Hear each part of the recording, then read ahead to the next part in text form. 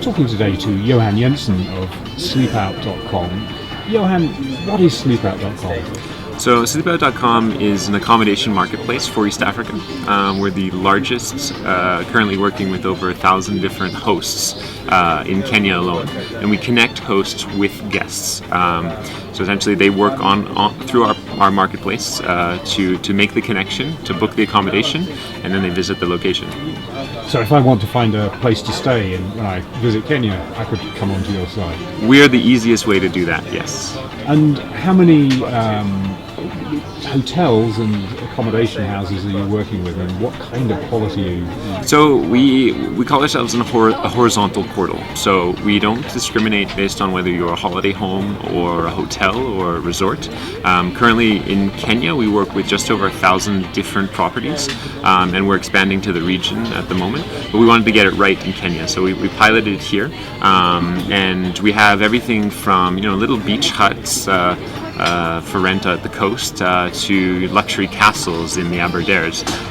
So that it's at every price point, and we're trying to essentially make the booking experience trustworthy, efficient, and making sure that you get the best value for your money, which is what everyone wants when they're booking accommodation.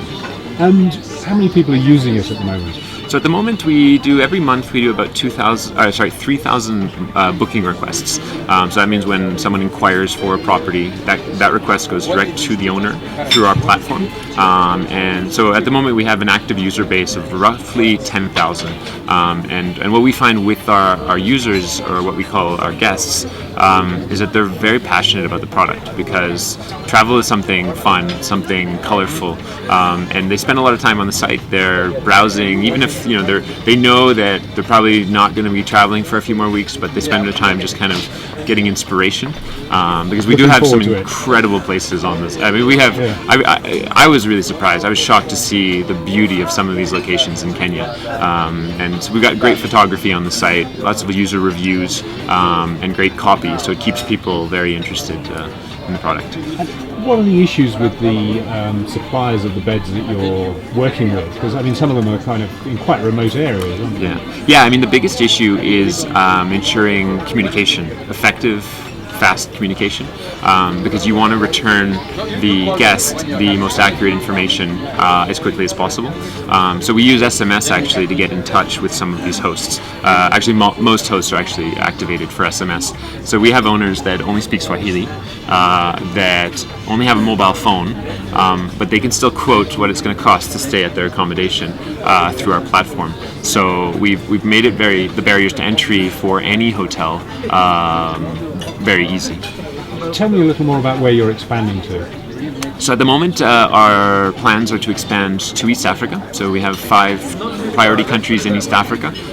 We're also looking towards the Middle East and North Africa in the next phase, as well as the Vanilla Islands, so Madagascar, Seychelles, Mauritius. So we're actually in the process of internationalizing at the moment. There's lots to do on the software side. Obviously, we'll be relaunching the site in a few weeks from now, which we're very excited about. So then once that's ready, we'll then be looking to onboard properties in various countries. And so it's an exciting time, I guess. So what's the overall ambition? What would you like to be in 5 years' time? 5 years' time, I think what I want to build is it's something that I would use as a traveler, and I'd love to travel around the world using Sleepout, because what we're trying to do is create an interface that works in emerging markets. When I travel to countries like Colombia or Indonesia, I don't use Lonely Planet anymore. I used to use my guidebook, and most people used to as well. And I think since the guidebook has kind of died, you still have all these online travel agents, you have Booking.com, you have new services like Airbnb, which are very nice, but they're not made specifically for emerging markets. So I kind of we want to fill that space where the guidebooks have left off, to find those unique places that are the small and medium enterprise businesses in emerging markets that no one has seemed to tap into yet.